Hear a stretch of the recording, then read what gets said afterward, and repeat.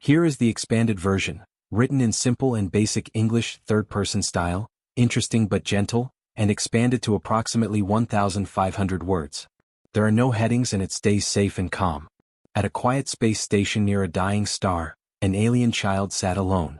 The station floated slowly in space, held together by old metal and tired machines. It had once been a busy place, full of voices, movement, and light. Long ago, ships stopped here to trade goods, rest crews, and share news from distant systems. But time had changed everything. New routes had been built far away, closer to younger stars with more energy. This station was now forgotten by most of the galaxy. The nearby star was old and weak. Its light was no longer bright or warm. It glowed red and dull, sending slow waves of fading energy across space. That weak light passed through the station's wide windows and painted the walls in soft shadows.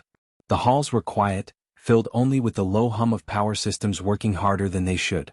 The child sat on the floor near one of those windows.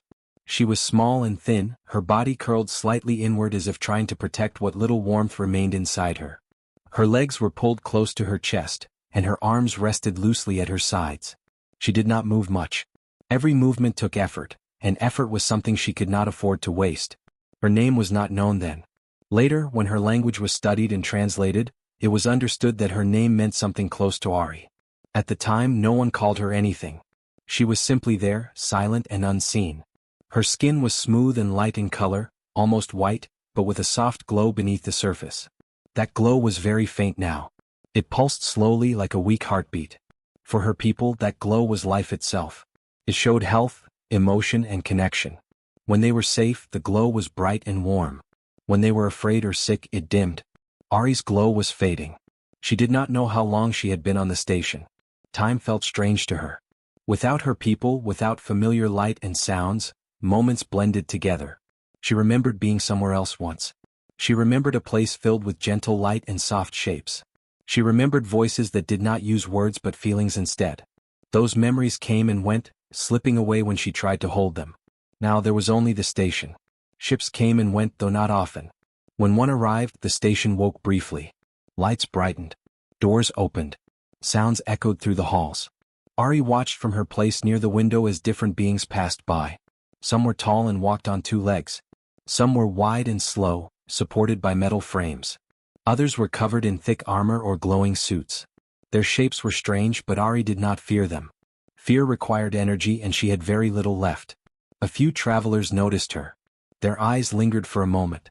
Some tilted their heads. One even stepped closer once, then stopped. After a short pause, they all moved on. They always moved on. In deep space, forgotten lives were common. A station worker passed through the hall one day carrying a data pad.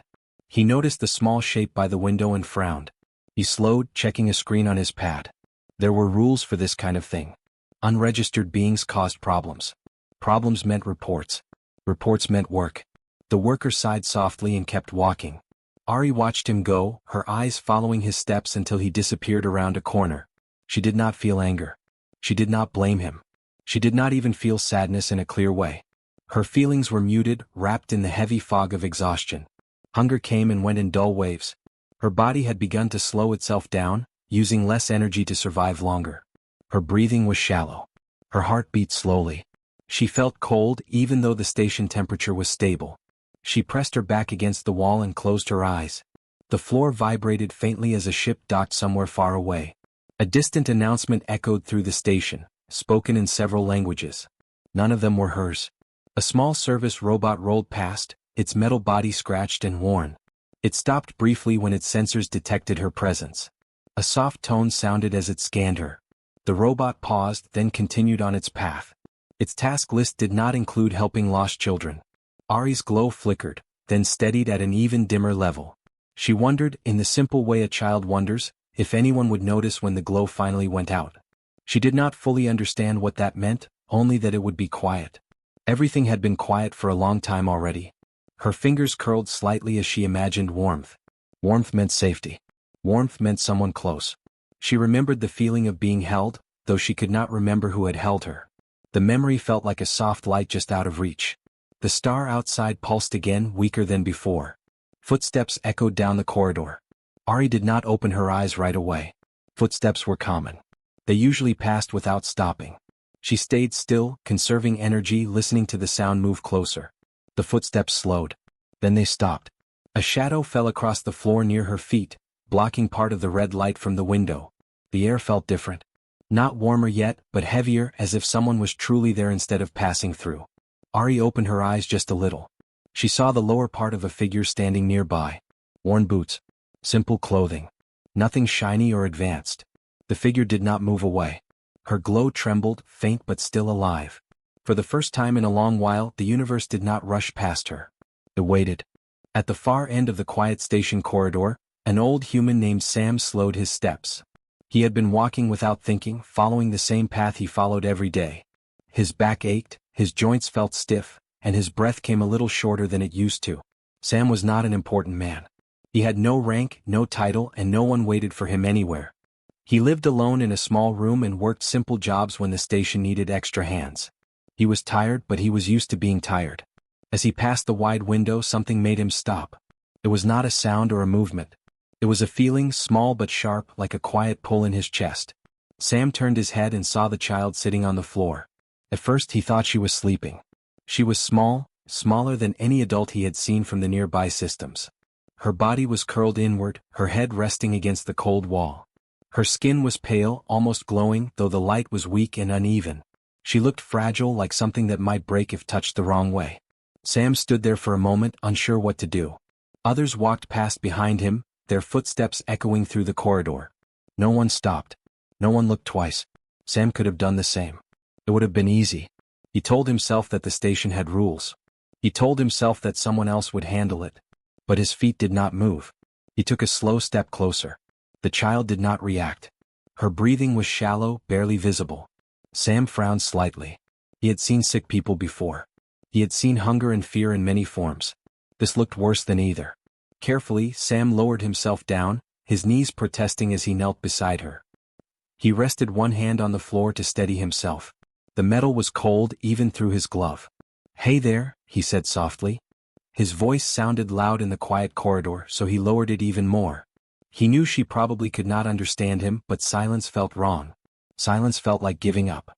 The child's eyes opened slowly. They were large and dark, reflecting the dim red light from the dying star outside. For a moment, she stared at him without expression. Then her faint glow flickered as if unsure what to do. Sam gave a small, gentle smile. "It's all right," he said. "I'm not going anywhere." He did not reach for her. He remembered how frightening sudden movements could be.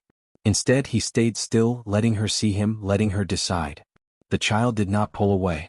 She only watched him, her eyes tired but curious. Sam noticed how thin she was, how carefully she seemed to hold herself together. It hurt to look at her for too long. "You look like you could use some help," he said quietly. The glow beneath her skin pulsed once, faint but steady. Sam did not know what it meant, but he took it as a sign she was still fighting in her own way. He glanced down the corridor. A station worker passed by, glanced at Sam, then at the child, and kept walking. No alarms sounded. No rules were spoken aloud. The universe remained silent. Sam sighed softly. "Well," he said mostly to himself, "I guess that makes two of us." He shifted his weight and sat down on the floor beside her, his back against the wall. It was not comfortable, but comfort was not important. What mattered was that he stayed. Minutes passed. The child's breathing grew a little steadier. Her eyes drifted closed, then opened again. She seemed unsure whether this was real or another fading memory. Sam told her simple things. He told her his name. He told her about the station, about how it used to be busy and loud. He told her about the star outside and how even tired stars still gave light. She did not understand the words, but she understood the tone. No one had spoken to her like that since she had been alone. Sam noticed the cold and pulled his jacket closer around himself. Then he paused. Slowly, carefully, he opened it and held it out, creating a small barrier between her and the cold wall. He did not touch her, only offered warmth nearby. The child's glow trembled again, then grew just a little brighter. Sam swallowed. "That's better," he whispered. Time passed in a strange, gentle way. Ships came and went. Announcements echoed faintly through the station. Sam ignored them all. For the first time in years, he felt like he was exactly where he needed to be. Eventually, the child shifted. Her small hand moved across the floor, stopping just short of his sleeve. She hesitated, then rested her fingers against the fabric. Sam did not move. Her glow steadied, brighter than before. He stayed with her as the dying star continued to shine, weak but still alive. And for the first time Ari was not alone.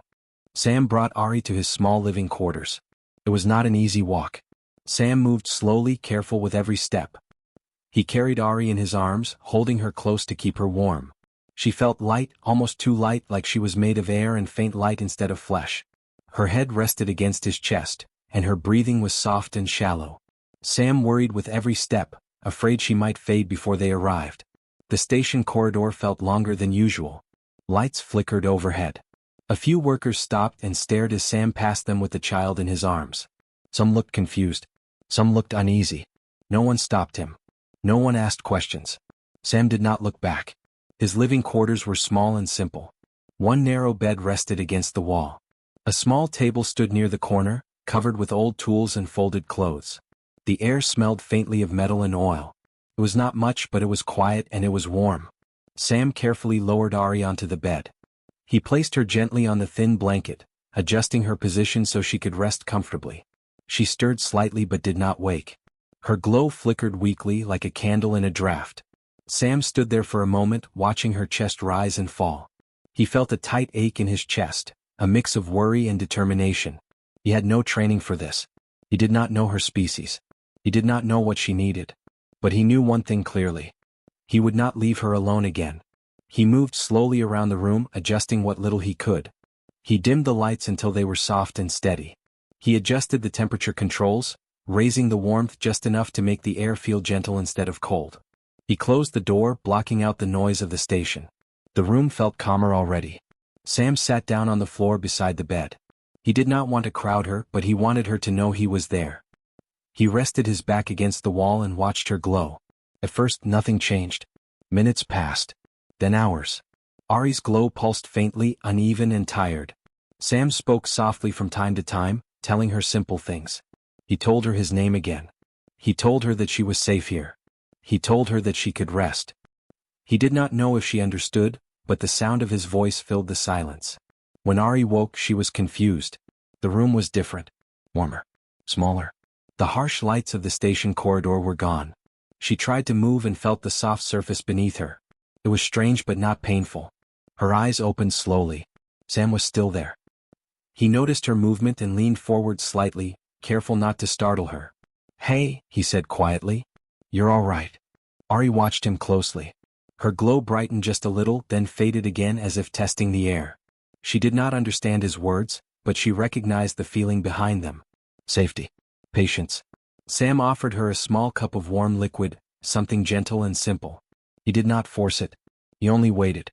After a moment she accepted it, drinking slowly. Her movements were weak, but she drank enough. That night Sam did not sleep much.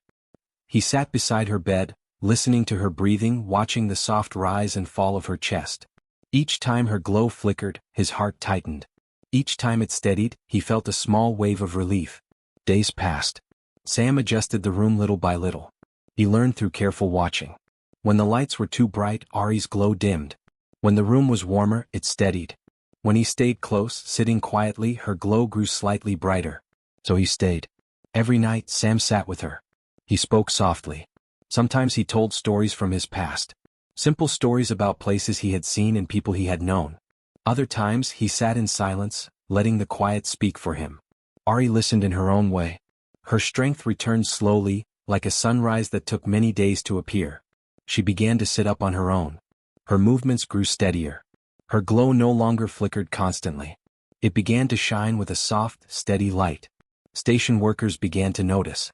At first they only whispered. They passed Sam's door and felt the warmth coming from inside. They saw the child when Sam carried her out briefly, wrapped in his jacket, her glow brighter than before. Doctors visited once. They brought scanners and devices, their machines humming softly as they studied her from a distance. The readings confused them. Her condition should not have improved. By all measures she should still be fading. But she was not. "She's stabilizing," one of them said quietly. Sam stood nearby, arms crossed, saying nothing. Machines came and went. Reports were written. Data was shared. Nothing explained the change. What the machines did not measure was time. What they did not record was presence. Sam's care was simple. He gave warmth. He gave food. He He gave quiet. He gave something rarer than technology. He gave attention. Ari began to explore the room. She touched the walls, the table, the old tools. She watched Sam closely, copying small movements. Once she smiled. It was small and uncertain, but it was real. Her glow brightened noticeably that day. Sam noticed and laughed softly, tears filling his tired eyes. "There you go," he said. "That's better." The station workers watched in confusion as the days passed. Advanced machines had failed where human care had succeeded. A small room, an old man, and steady kindness had done what science alone could not. And in that quiet space, far from bright stars and busy worlds, a small home had been built. Doctors arrived quietly, without warning, early in the station's cycle. They came in clean uniforms and carried smooth machines that glowed with soft lights. Their footsteps were calm and confident, the kind that came from long training and strict rules. They spoke in low voices as they walked through the corridor toward Sam's small room. Sam saw them coming before they reached his door. He was sitting beside Ari's bed as he did every morning. Ari was awake, watching the light on the wall shift as the dying star moved outside. Her glow was steady now, stronger than before, warm and clear. When Sam stood up, she turned her head toward him at once. "It's all right," Sam said gently, though he was not sure it was. The door opened with a soft sound. The doctor stepped inside and looked around the small room. Their eyes moved from the bed to the temperature controls, to the dim lights, and finally to Ari. One of them raised a scanner and began to read the air around her. "This is the subject," one doctor said. Sam's jaw tightened at the word. "She is improving," another doctor said. "This is unexpected." Ari shifted slightly, sensing the change in the room. Her glow flickered, then steadied again. She watched the strangers with quiet focus. She did not feel fear yet, but she felt distance. "We need to take her," the first doctor said. "For study." Sam stepped forward without thinking. "No," he said. The doctors paused and looked at him. They were not used to being refused. "This child belongs to no registered group," one of them replied. "Her biology is unknown. She should be examined properly." Sam's voice was calm but firm. "She's a child, not a problem." The words filled the room, simple and clear. Ari looked up at him then. Slowly she reached out and took his hand. Her fingers wrapped around his, light but sure. At that touch, her glow brightened, spreading warmly across her skin. The doctors noticed. Their scanners reacted. Readings changed. One of them frowned and checked the display again. "This response," the doctor said slowly, "it increases when the human is near." Sam did not pull his hand away. "She needs stability," another doctor said. "Removing her could reverse the progress." Silence followed. The machines hummed softly. Outside the room, the station continued its slow routine. Inside, something important was being decided. Sam looked at each doctor in turn. "She stays," he said. "If you want to help her, you can do it here." Ari squeezed his hand slightly. Her glow was the brightest it had ever been. The doctors exchanged looks. This was not how things were usually done. But the data was clear. The child was alive because of this place, this man, and this quiet care. Finally, one doctor lowered their scanner. "We will report this," they said. "For now, she remains." The tension eased just a little. When the doctors left, Sam let out a slow breath he had been holding. Ari leaned closer to him, resting her head against his arm. He stayed still, letting her rest. The station allowed her to stay. And in that small room, a choice had been made that would be remembered far beyond the dying star. Years passed quietly on the old space station near the dying star. The station did not change much, but Ari did. She grew taller, stronger, and brighter. Her glow was no longer faint or unsure. It was warm and steady, spreading softly across her skin. It showed calm, health, and something deeper that many species did not fully understand. It showed belonging. Sam grew older. His hair turned gray, then white. His steps became slower, and his hands shook sometimes when he held a cup. Still, every morning he woke before the station lights changed and checked on Ari, even when she no longer needed watching. Ari stood beside him now, not behind him. She learned many languages over the years. She learned the sharp sounds of traders, the smooth tones of diplomats, and the careful speech of scientists. She learned how humans laughed, how they argued, and how they showed care in quiet ways. From Sam she learned patience. From watching him she learned kindness. Travelers came again to the station. They came not for trade but for Ari. They came with questions and curiosity. They came to hear her speak, to see her glow, to understand how a child once left to fate had survived. Ari answered them calmly. She spoke clearly and simply, just as Sam had taught her. She always stood close to him when she spoke. The story spread across systems and worlds. It changed slowly at first, then faster. Many told it in different ways, but the truth remained the same. A human had stopped. A human had stayed. Sam listened to the stories with a small smile. He never corrected anyone. He did not see himself as special. To him, he had only done what felt right. As time passed, Sam grew weaker. Ari noticed before he said anything. She noticed the way he rested more often, the way his breathing grew shallow at night. She stayed with him just as he had stayed with her long ago.